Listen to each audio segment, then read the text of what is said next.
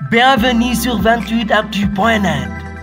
28actu.net, l'information livrée minute par minute. Nag Serigne Saliou Seck. dal leen ak jàmm duma ko dolli joo dégg su ma dundoon ba génn ca lay àndal force spéciale yi nu tegoon loxo keroog ko doxu ñaxtu bi waa Yewwi Askan Wi doon amal li nu duggoon doon ci gaaw a génn l'observateur ne sûreté urbaine mi yore woon enquête bi jeexal na ko fukk ak benn doomu aadama lañ ca tudd ci yooyu force spéciale taal réew mi lañ bëggoon ba tax ñoom ñëpp mbiri terroriste lañ leen di toppee journal Futur Média bi yokk ci dinu limal turi fukk ak benn force spéciale yooyu boole ci fésal ceew xëtam nataalu Ousseynou Seck ñu koy woowee Akhenaton waa ji nekk biti réew doon leen financé lii tax ba jamono ji mu nekk ci viseur bu Interpol Vox Populi ne dëgg la ñoom fukk ak benn doomu aadama yooyu duppe woon seen bopp ay force spéciale bëggoon na taal réew mi bu seeni pexe juboon mbiri terrorisme lañ leen di tuumal Les Échos ne kenn ci ñoom di Mor Gueye téléphone bi mu yoroon bokk na ci li daaneel gaa yi yéenekaay bi ne la tax ñu wax ko te itam te tax ñu war ko gëm moo di ne portable waa ji bi ko gaa yi dégloo loxo dem na gémmeñ ndekete gaa yi kër Aliou Sall bépp Auchan bu nekk ci Dakar RTS ak mboolem entreprise française bu nekk ci Dakar moo nekkoon seen cible bi procureur de la République ratewul benn yoon moo di Ousmane Kabiline Diatta Le Soleil national xëy dinu wax kan mooy dëgg-dëgg ji waaye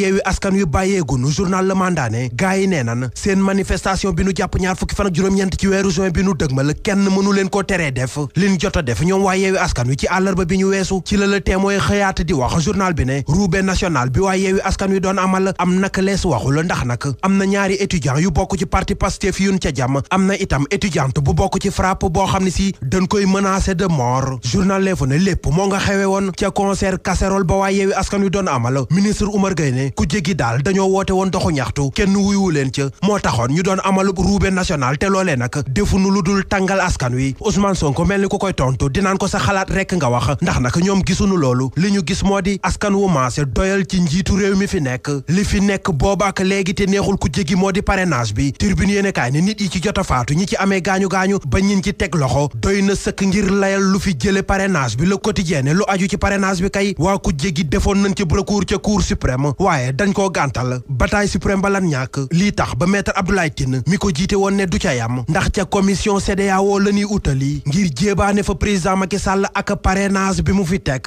moom président Macky Sall min bëgg a jéebaane nguuram Le Vrai Journal dafa samp laaj ne fan la ñi ko daan tontul nekk jamono ji muy Mame Mbaye Niang Abdou Mbow Thérèse Faye Diouf Seydou Gueye ba ci Ismaïla Madior Fall L'As Quotidien lu ci mën di am daal président Macky Sall moom jamono ji moo ngi doxal ndax nag fukk ak juróom-ñetti milliards ci xaalisu CFA la teg ci table ji ngir soppi xar kanamu corniche ouest bu Dakar enquête yéene kaay ne Dakar kay président Macky Sall dafa bëgg a dox ci kaw Khalifa Babacar Sall ak Barthélémy Diaz mi maire bi ki fi nekkoon maire bu Ziguinchor moom la Direct News xëy fésal ci xëtam journal bi ne Abdoulaye Baldé mi waa Benno Bokk Yaakaar samp ca Ziguinchor fi mu toll war naa xoolaat boppam ndax nag bu weesoo Ousmane Sonko mi leen fa déjjatee ci élection gox-goxaat yi nu weesu moom Abdoulaye Baldé doole jamu amoon ca atum 2009 ca bam fay jële Robert Sagna amatu ko li am ba des moo di tabaski ñëw na ba noppi Sud Quotidien nguur gi nee nan lu aju ci wàllu xar yi dina doy ba des lii tax ba yéenekaay bi ne xar yeek tabaski gi nguur gi mi ngi ciy dalal xelu askan wi xel xalaatut ñuy wax ba daaneel te waxunu ci téeméeri at bi fi Seydi Hadji Malick Sy bàyyeekook léegi ndax nag Serigne Aline Gueye moo ni woon bés bi fi Maodo jugee képp ku sëpp sa xalima ci daate bindoo ci loolu sa xalima sànku na sa daanaax saay journal bés bi la journée atum 1922 la woon ba 2022 def tey téeméeri at